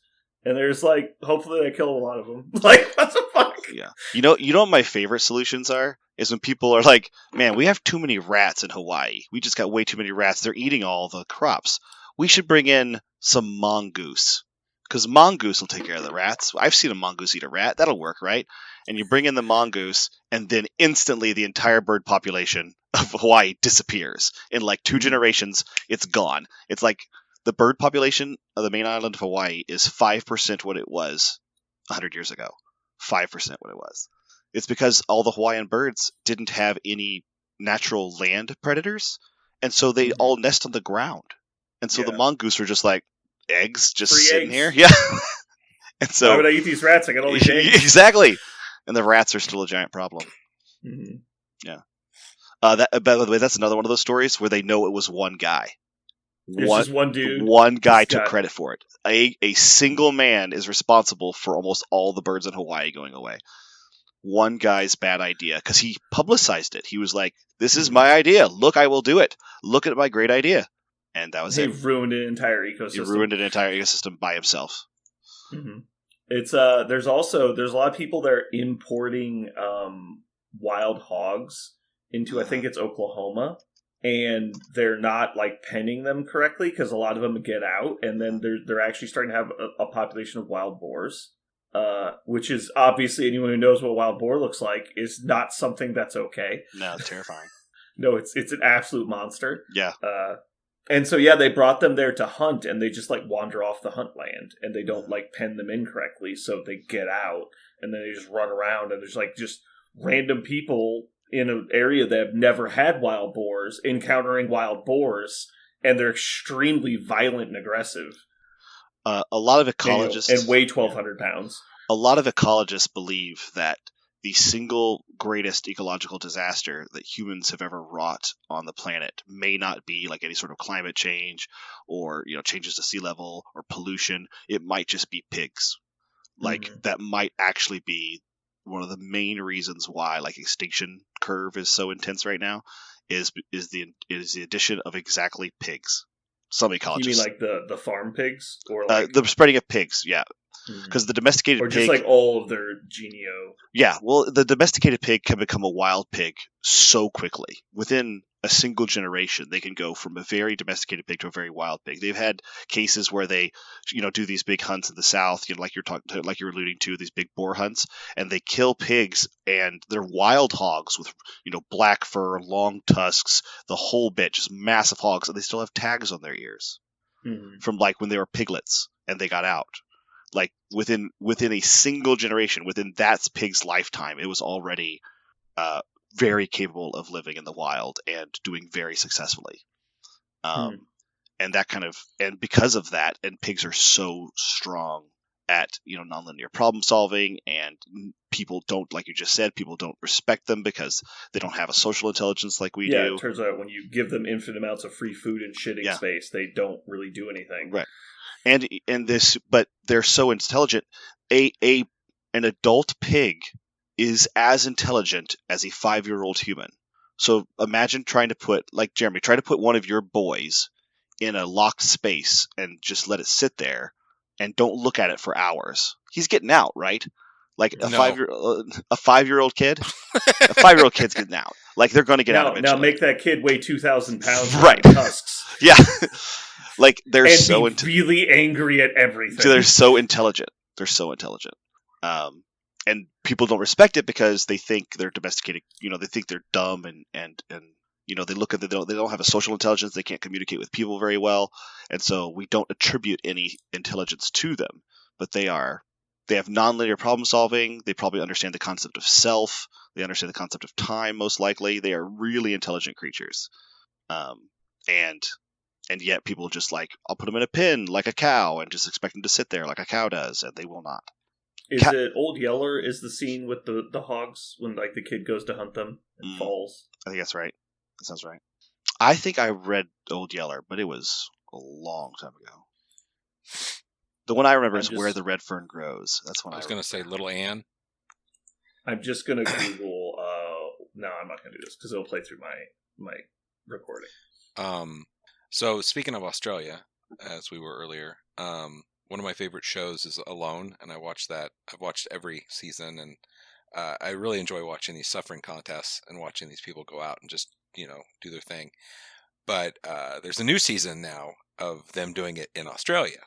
Ooh. Well, yeah. It's just called Die. This is so. the North American ones are done basically like near Alaska / deep Yeah. part of Canada, right? Yeah. So it's basically rainy, cold, shitty. Like, and if you can imagine, like day 1, yeah, this ain't too bad, and people are building stuff, and day 10, they're like, man, sure is hungry. Day 12, miss my family, I'm tapping out, right? So you see that happening, and they usually make it to day 80, whatever.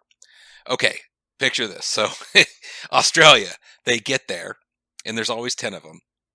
Day 1, man, this is shitty as fuck, and it's just real shitty.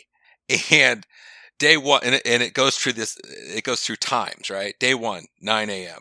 Man, this is shitty as fuck. 10 a.m. Beep beep beep beep beep. Yeah, I'm out. Day 1, 11 a.m. Boop boop boop. I'm out, dude. Like 4 people dropped at day 2. Like it was insane. I was like, is this even going to be a show? Like Are they people in? just started Are they in dropping the? like flies. Are they in the outback? Like, what They're part actually of in Alaska? Tasmania. Oh, okay. So it's actually like mega shitty, kind of cold, rainy. It looks like a fucking swamp where they're at. It's Yeah. horrible. And I'm just like, dude, that's not even cool. No one would even live there. Like where they're at, no one would live there. Humans would not pull up and be like, let's put our teepee here and try and make a life. No. Ugh. But yeah, Australia's it's fucking horrible. Cool. Yeah, I don't think anyone's going to argue against that. As miserable as Australia looks, one day I want to go to New Zealand because I've heard it's kind of like if Montana was an island kind of thing with crazy mountains because it's really empty and open, but it's not like insane weather. Maybe I'm wrong, and I need to Yeah, learn because more Montana about gets really cold, right? it can get really cold. But I'm talking about like I don't know enough about New Zealand, but I've heard that the weather there is more mild. I'm curious. Yeah. I'm New comparing Zealand sounds comparing like a cool Montana place to live. to Alaska, right? That's very much more mild. But so You can I'm hike the trail curious to one day. Mordor. Yeah, they're taking the Hobbits to Isengard. I don't need to do any of the Hobbit stuff. That's the first thing people always think of is they think of the Hobbit stuff. I don't need to do any of that. I would just want to go see. I want to go see what it's like. I'm sure it's beautiful. Yeah. Like Florida. I don't think Florida is beautiful, but it definitely has some crazy fucking people in it. I'm gonna actually stop and say I spent some time in Florida, not around Florida people, in a very touristy area, and it was great. Like I was the Gulf Coast of Florida, so that's not the Atlantic side; it's the Gulf side, and we kayaked and we hung out at a hotel on the beach. It was great, but again, no Florida people. Yeah, I didn't go to Florida. I went to Mexico. It's like, oh, really? Where'd you go? We went to this resort. Did you ever go outside the walls? Like, no. So you haven't been to Mexico yet. like that's not the same place. No, like you lived in an ecosystem that was built by people that wanted to keep you away from Florida. Right. Yeah, Cozumel. Cozumel is not. I 100% believe that 1 mile away from the shore of Florida, everything in the middle is a swamp. Like, I don't want anything to do with it. Yeah. It smells like dead fish. We went to Florida when I was a kid, and we went to Universal Studios in Orlando. Mm-hmm. But we were only there for like 2 days, and then the other 2 days we just drove around Florida because my dad liked fishing, my stepdad. Mm-hmm. And he's like, we're going to this gator farm. I'm like, no, we're not. He's like, no, we're going. I'm like, but I don't want to go. It's like, so we go to this gator farm, and we drive around in this little fucking like bass boat for like 3 hours while he's fishing. It's like, fuck this. Like, I'm like laying down in the boat. Like, I don't want to see the alligators. Like, fuck this. It's like, one's just going to move up and snap at him. And I'm just going to be in charge of the boat now. Like, oh, it's just you two? Just two of you? Yeah, it was just the two of us in a little boat. Wow. It was $10. You get a boat and you just get to go around. I'm like, this is just a death trap. Like, I'm not coming home, am I, Dad? No. I have kayaked with alligators before, and it was just fascinating. But I was an adult, and I was with people who knew what the fuck they were doing. I wouldn't have done it all by myself. That would have been scary as shit. All right, well, let's go ahead and get into it. You guys ready? Oh, yeah. Game faces. Let's do this. Mm-hmm. We did it. Yeah. Hooray! You know what we really did? We managed to not complain about Thanos for an hour. That's what we really did. I don't think we need to. Well, the only No, reason we ever of really course we complained don't about Thanos that much is that Jeremy had a bad experience. I know. I said we because we all I have a I good had reason why. A bad, Bad experience. Well, like you get better something. It's like I had a bad experience. All right, let's get right into this. I just want it to be very clear. I'm going first. Oh no. Oh, really? Here we go. Is Aaron Default going last, or should Aaron Default going first? Aaron is going last, and he'll get whatever picks are still available when Aaron would pick. Okay. Makes sense? Yeah, so I just gotcha. to explain it to the listeners at home, I won last week because I have superior taste to everyone else. Yeah. Actually, You I was crushed amazed. us. Somebody told me, I think we were at dinner on Saturday, and so I was like, yeah, Brandon's winning. I'm like, oh, I am? I was like, but it's close, right? And he's like, no, like, you've won. That was I'm like, me. What do you mean? I What do you told mean you. I've won? Like, it's Saturday. There's like 4 more days of voting. No. He's like, no, it's over. Yeah. I was like, oh, It shit. was a wipeout. Then I looked it up. It's like 14-5 or something. Like, it's silly. Yeah. Anyway, I was very surprised to see that. So I've chosen trilogies. We're going to go with trilogies this week. So the rules for this are, because we've never done multiple movies before, it has to be a movie franchise with at least 3 movies. And because there's some that have many, you get them in increments of 3. And you can't cherry pick and skip around. You get increments of 3. You choose which increment you're getting. And so if you chose Aliens, for example, you get Aliens 1, 2, 3. If you chose Aliens, the second trilogy, you'd get Resurrection. What's the name of the middle one? It's not Genesis. It's not Covenant. Covenant's the 6th one. Yeah, you got me. Prometheus. Yeah, there you go. Yeah, you would get Resurrection, Prometheus, and Covenant, and which obviously nobody would do for obvious reasons. Yeah. But like Terminator, you'd get Terminator 1, 2, 3, and then if you chose the second trilogy for Terminator, you'd get Salvation, Genesis, and whatever the fucking new one was. You could do if you wanted to. You could do like 2, 3, 4, right? If there's 5 of them, for example.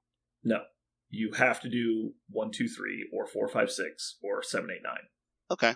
You cannot. Also, we're trying You cannot not to do, move the increment of 3 around. It must be the first 3 or the second 3 or so on.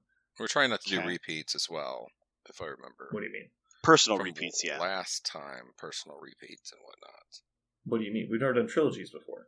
Yeah, but some of these, like, I think Terminator could land in fucking every list all the time. Sure, but so what we've done previously is you shouldn't be calling movies you've personally said before. That's the precedent we set. Okay. Yeah, but it's not a hard rule. Like I'm totally fine if you guys want to name something you've already said. Like if you said Matrix in our sci-fi section and you say the Matrix trilogy, I'm fine with that. You should do that. Because like there's a lot of trilogy movies and not many of them are going to get named. So like I'm totally fine with people picking trilogies that they've already or of movies they've already said. Like, but you should just be trying to make the list of the ones that you like the most. Mm-hmm. So anyway, I'm going first, and I'm going to say Lord of the Rings, which should be no surprise to anyone. That was the first one taken.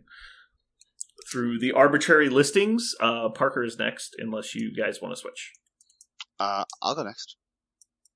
My second one is actually 3 Star Trek movies, and they are these 3 Star Trek movies, which does follow your rule. Star Trek Nemesis, which was the last one featuring Picard. Okay, what were the first 3 with him then? The first 3 was Generations, First Contact, and Insurrection. Okay. So this is Nemesis, Star Trek, which is just the new one with Chris Pine, and then Star Trek Into Darkness. So those are 3 in order in a group of 3. Those are 3 sequel movies? Mm-hmm. So it goes Star Trek the Motion Picture, Star Trek 2. So I understand that like Yeah. they're set in the Star Wars universe, but like they're Star Trek, but yeah. the new one with Chris Pine is a reboot. Mm-hmm. It's a new it's a new series. But it's movies in order. And it takes place in an alternate timeline. I'm going by the rules you set up, which you said I couldn't pick 3 movies in order if they didn't follow the group of 3. But that's like saying, I don't know, I don't think that's really... I disagree with this, but I don't really care because it's Jeremy. What do you think? Is that okay? Does that work? Because he's picking movies like again, it's not that big a deal. But Well, there's 13 movies in this set, right? So right, but like they're not. Are they even made by the same people? the same like, production company, I think so. Yeah, Yeah, I think so. I have to look. because like Star Trek is not a sequel to Nemesis at all. It's not No. even on the same it's not even on the same timeline. Not the it's same it's in a universe, different universe. Like I don't think it's a sequel. Okay. Like, that's not a trilogy. Okay, well, I want you to know I was not going to do that. I just heard Okay. I was just going by the rule you set up, so I went to the movie order and I counted by threes, and I went with, okay, well, I love Nemesis, so I'll just do Nemesis. No, right, Star but Trek, they're not Nemesis. part of the same series. Like, it's not. That's why I'm confused. Like, it's not. That's like saying I'm going to take Batman 456, which is like one of the Christopher Nolan ones, and something else. Like, that's not really what I meant. Okay. Right? Like, it's supposed to be a series of movies, not like just like from the same universe. Okay, so you would like say... I can't choose movies 12, 13, 14 from MCU. Like that wouldn't really count unless they're a sequel trilogy. Okay. Like so, you could say Guardians as a trilogy. Okay, so you would say, so by your definition, Star Trek Nemesis could not be chosen because it's the fourth movie of that generation of Star Treks. Right. Like you could say Okay. next gen Star Trek movies, which would be like Generations, First Contact, Generations, and First Insurrection. Contact, and Insurrection. Okay. Like that would be a totally good pick that I could understand. Okay, I understand now. Okay, cool. Then I am going to go with the Star Trek, and then Star Trek Into Darkness, Star Trek Beyond. So the Chris Pines, the Chris reboots. Pines, the reboots. Okay, so I'm going to put new Star Trek. Because Just I love them. I thought they were masterful. Yeah. Beyond was the weakest I like them one. as well. Beyond was the weakest one, but I've never seen a movie that was more dangerous to make than to remake OG Star Trek, and it's so hard, so To make dangerous. Wrath of Khan. Yeah, and then they did Wrath of Khan, the second one. I'm just like, oh, but they did it. They pulled it off. No notes. I've heard people say that they didn't like those, but it's fine. I liked them, which is all I care about. Right. Yeah, I like those too. Good. Jeremy. I'm going with Indiana Jones 1, 2, and 3. I wish they had made more of those, but they did not. Did you watch the Young Indiana series? You know what? I saw a couple of those. I just never got into them. Same. Yeah, it just wasn't for me. I mean, it wasn't cool like the show. But I mean, it's very hard to beat the Grail. Man, that fucking movie was amazing. Dude, Last Crusade was amazing. So good. I want you to know those are on my list, except I just don't like the first one enough. I really feel like the first one's super forgettable, but the second and third they're great. Can I just tell you, I'm worried we're literally going to get canceled because nobody named Star Wars. I think you can. We're not done yet. We're not done I yet. know, but we got through the first round. No one called Star Wars. Like we are going to get fucking burned. check. Spain. He's Missing next. Pants. Yeah. No, we can't check it yet. It's fine. No, we're checking at the end. Oh, so we're going to after all other picks are off the board. Oh, okay. He's not present to make his picks, so he gets last pick. Got it. Okay, so Jeremy, you go again. Jeremy, your second pick. I'm going to go with Harry Potter. 5, 6, and 6. That is 4, 5, 6. You mean? No, 5, 6, and 6. Part 1 and part 2. Part 1 and part 2. They're two separate movies, but it's the same. 5, 6, and 6. It wasn't the 6th movie. It was the 7th movie. I'm thinking of book. It's book 6 divided into 2 parts. So that's 5, 6, and 7 is the Deathly movies. Hallows. It's Deathly Deathly Hallows Hallows Part 1, 1. Deathly Hallows 2. Yeah. Deathly Hallows is book 8. Is That's it why. 8? Isn't it? I thought it was 6. Chamber of Secrets. Sorcerer's Stone, Chamber of Secrets, Prisoner of Azkaban, Goblet of Fire, Order of the Phoenix, Half-Blood Prince. Half-Blood Prince, Deathly Hallows. Book 7, there was 8 movies. Yeah. There's 7 was seven. split into 2. So This would be 6, 7, 7. 8. 6, Which 7, 8. makes- Yeah. Yeah. So whichever, I can't remember the one that's before Deathly Hallows, but which might have been Half-Blood Prince. Prince, yeah. Yeah. But those are fantastic. I love all of those. Okay. I just didn't like the first couple movies, but the rest of them are amazing. I want to know, Harry Potter and the Half-Blood Prince is what got me to finally read Harry Potter, because I watched that movie and I went, well, I have to know how this ends. And so I waited in So line. good. I waited in line the day Deathly Hallows came out in midnight to pick it up. And you hadn't read any of the other books? Mm-mm. I read Deathly Hallows by surprising. myself. I watched the movies as a kid and liked them, and then I read all the books. So they're definitely more, and the early ones are definitely bad, but it's still a fun story. I like how vast the world feels at times. It's very in the early books, it kind of doesn't, other than like the wonder. But I'm really upset about how they treated the Battle of Hogwarts in Part 2, so much so that I can't like that movie. But I do really like Half-Blood Prince and Deathly Hallows Part 1. I feel like the Battle of Hogwarts was written for them, and for some reason they deviated from the book in kind of wild ways. I don't know why. Mm-hmm. But, yeah. I'm not going to be a stickler on this. So, I guess you get 6 through 8. Because technically you would have to just choose 7 and 8, because it's in increments of 3, but I'm just going to give you all, because I don't know that really makes a difference. Parker, your second pick. I'm going to go with one that makes me super happy. I think it's the best trilogy ever made, and I actually will go and say this is my favorite, one of my favorites, and I think the best, and that's the Dark Knight series, Christopher Nolan's Batman's. I think it, as a construction of a trilogy, I think it is the best version of it I've ever seen in cinema.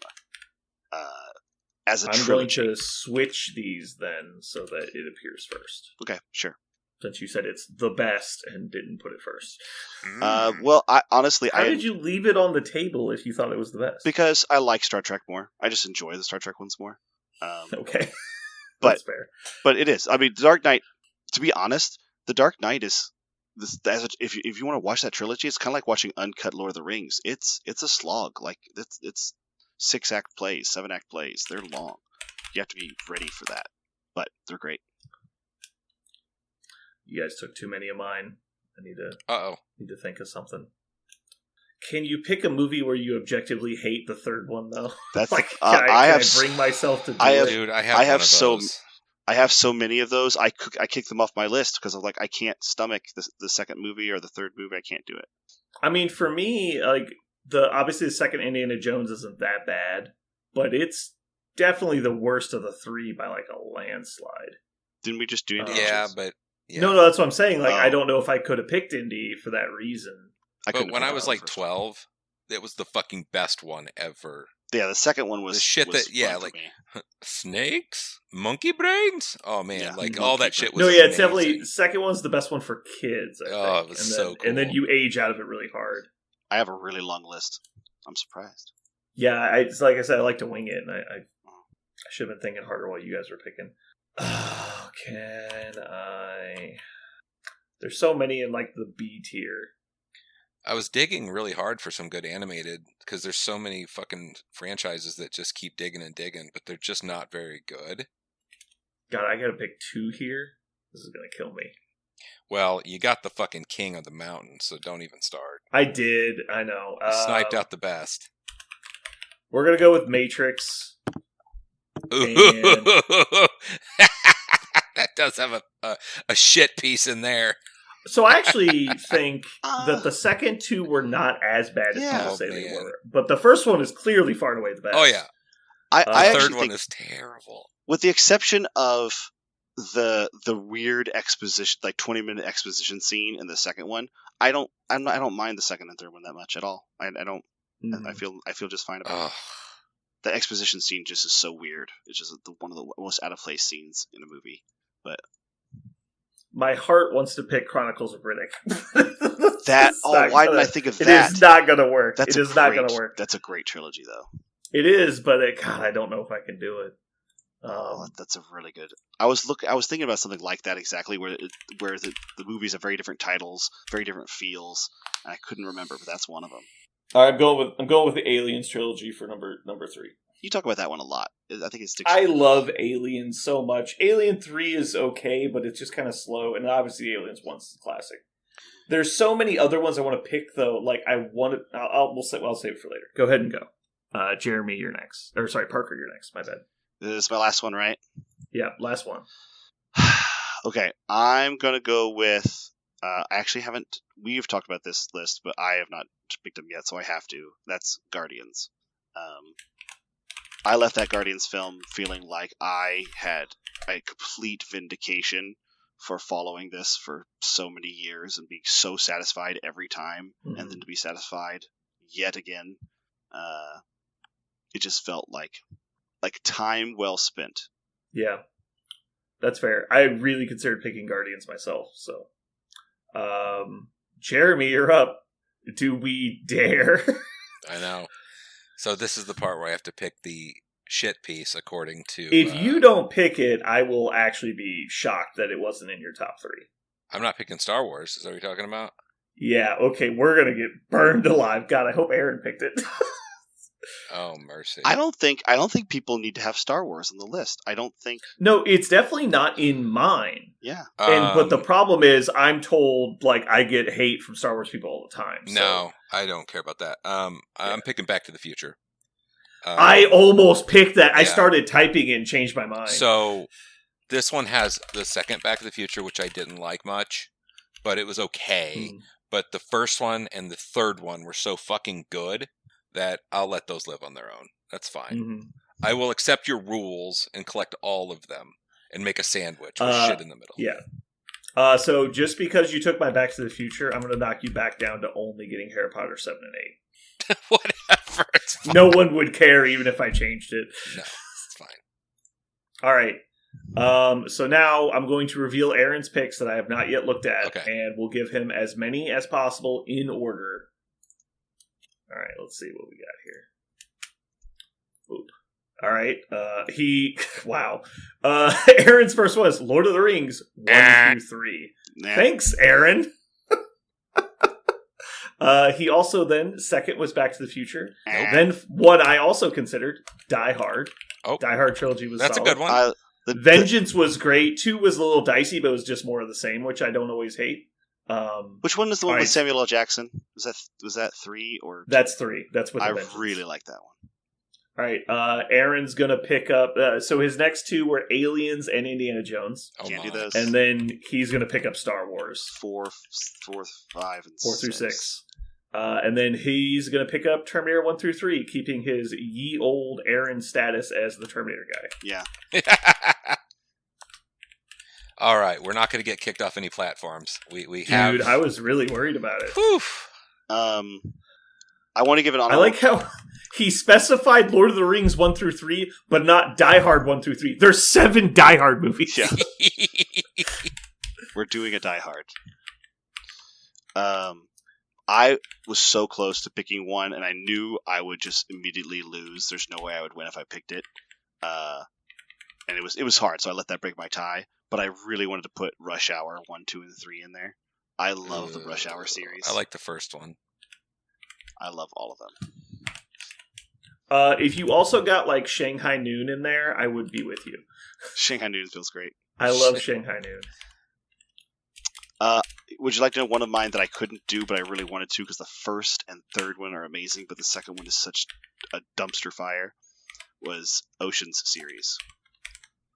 I love That's Ocean's a fact. 11. Man, I love 11 and 13 so 11 much. and 13 are so great, because they're just like the same movie, right? They're just like, let's go back to that thing that worked. But man... Which one is the one where the girl pretends to be herself? That's they steal 12. the Fabergé egg? Yes. That's 12. That's the bad one? Yeah. I never saw 13 then. Yeah. 13, so good. 13 they steal from Al Pacino. And enough said. Al Pacino's in the movie. Wait, I thought Al Pacino was in the first movie. No. Al Pacino's No, Who's the first guy movie they is a steal from different in guy. the first. Oh, it is? Okay. Yeah, that's a He different just guy. is an Al Pacino-esque guy. Yeah, they're all kind of Al Pacinos, right? Okay. They just keep stealing from Al Pacino.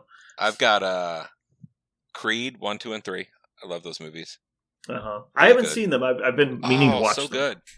good. Evil Dead, good series. Yeah. Oh, man. But because Evil Dead is the third one, right? So you get all 3? Evil Dead. Because you get Army of Darkness is the third one. Correct. Yes. Yeah, Evil which Dead, is the Army of keynote of the whole Yeah. franchise. Friday, next Friday, and then Friday after next. Those God. are funny as fuck. Those are good. I remember movies. when those were the best thing ever. Yeah. Yeah. And then, like I say, there's a few animated ones that were like, God, I wanted to pick them, but I just couldn't. I can't. Like Despicable Me, I love the first one. I hate the second one and third. Yeah. Oh, really? Okay. Shrek, like I like the first one. I like the second one. Can't stand the third one, fourth one, fifth one, eighth one, whatever they're at now. I fucking hate them. Mm-hmm. I wanted to pick Blade. That Blade was a good pickup. He was on my list. He was on my list. Teenage Mutant Ninja Turtles, I also considered. Oh, wow. We forgot that. Oh. But I got Matrix and Aliens, so I was like, I can't really put it above either of those. I felt like I was required to take Aliens almost. Man. You know what movies I wanted in there because but I couldn't do it because I only love the first and third ones, but the second one is such a dumpster fire again, is the scary movies, the spoof movies. Oh, yeah. I don't know, man. I love the first one, and the third one makes me like pee my pants crying. Leslie Nielsen in that third one, everything he says just makes me cry. Like at one point he decides he has to change into the Hulk. Oh my god. He can't. He's just like, must change. Just everything about that movie is just in that movie. We are gonna get roasted for not picking The Godfather. You know what though? Most of the people that listen to us are way too young. Nigel's gonna write a fucking... I can tell. I bet you we get a 1,000-word essay post from Nigel about not picking The Godfather. Oh my god, we could have picked We could have picked Jaws, Sharknado. But again, Jaws, it's solely the first movie. The next two are fucking awful. The problem is like Godfather 1 and 2 are big, and then the third one, like no one even recognizes anything beyond the second one. Like the second one is epic, and then blah. I feel good about my picks. Nobody said Mission Impossibles. I like the first three Mission Impossibles. Those again are the second Tom one Cruise is like movies. by far the Those worst, are good, though. Regardless, Tom Cruise That first only does gems. That first Mission Impossible movie, that thing, I remember that was just like a keystone moment I feel like in action movies. That feel like they actually made the second one like not canon. Oh, they might have. Like they disowned it in the storyline. That scene in the quiet room, like the room that you couldn't make noise in, like that's one of the coolest scenes in cinema history. Like it made. Well, yeah. The first one's like a heist suspense thriller, and the second one's just like a completely cheesy action movie. It makes no sense. All right, I think we got a really strong list here. The new James Bond movies, those are good too. God damn it! Oh, why'd I forget those new James Bond movies? God damn it! Casino Royale, Quantum of Solace. Those were good. What's the third one?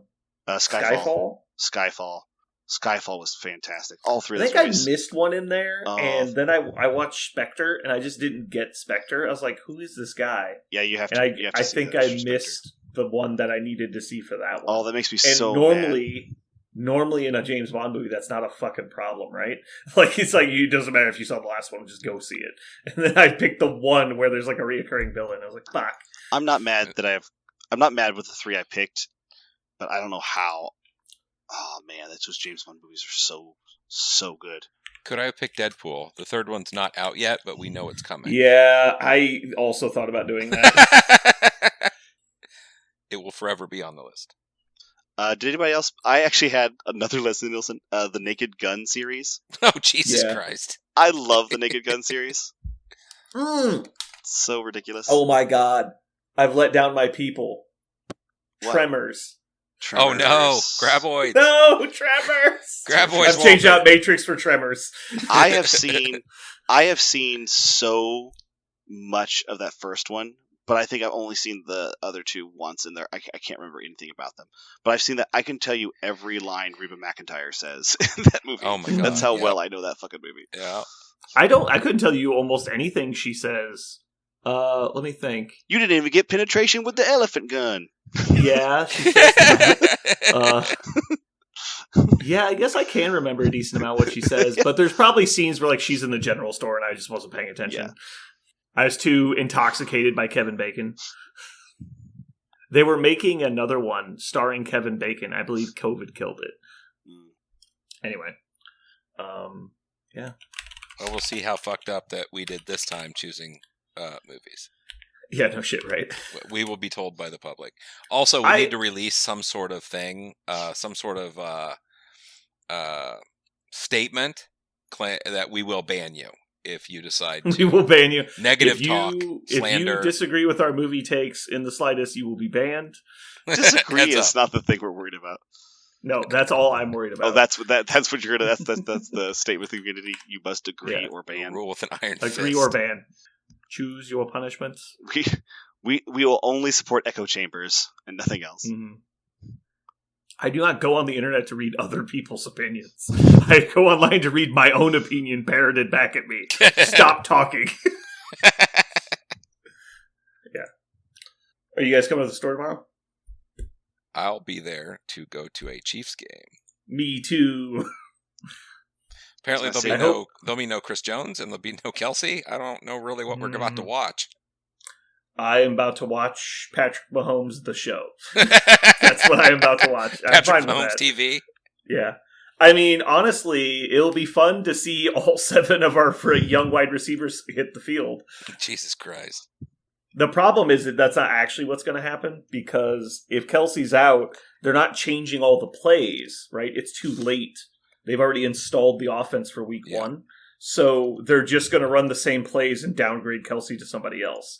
They'll obviously lean into the packages that only have like one tight end, but I doubt they'll have that many plays that just don't have a tight end, because that's like what the scheme is. Like, you can't just replace a tight end with a wide receiver because his job is usually to block. It's like, that's what the position is. Now, if it's Kelsey, maybe he's just running a route, but then you have to ask one of those young guys to learn all of Kelsey's routes in like a day and a half and then execute them without any practice. And so it's just like, it's going to be awkward. We'll see, though. I expect it's still going to be a good game. Oh, yeah. I told somebody this at the store and they didn't believe me. So I'm going to tell you guys something. I want you to understand that this is an objective fact. Okay. I placed some bets on Thursday. Uh-oh. Oh, sorry, Tuesday. I wagered 70% of my available capital on preseason wagers. What could go wrong? Wait, what? Oh my god. I got on my betting app and I wagered 70% of my available funds on Tuesday. Wow. Bets placed. On Tuesday? On Tuesday. What happens on Tuesday? That's just the day I did it. It wasn't relevant. I think not the game when I did it. That's when I told somebody that. They're like, I don't believe you. I'm like, why wouldn't you believe me? He's like, you didn't do that. It's like, I literally did that. Are you doing this because you're such a big fan, or you're so confident? Oh, well, like the season starts on Thursday, so the bets have to be in by Thursday if you're going to do like season-long props. So I did a bunch of like division winners. I did over/under win totals for teams. I picked the Chiefs to win the Super Bowl. I did like a bunch of stuff. Okay, now I get it. And then I also bet this week's game. For show. Yeah. Jeremy, did you also get in on the bets? Not yet. I will, I'll talk to you tomorrow at the shop. Oh boy. I'll put some money in there. I gotta put my yearly $25. Yeah. When does the game start tomorrow? 7:20. All weekday games start at 7:20. Will they be showing it in the shop, maybe? You can ask Simon. I can tell Simon how to do it, but that's up to Simon.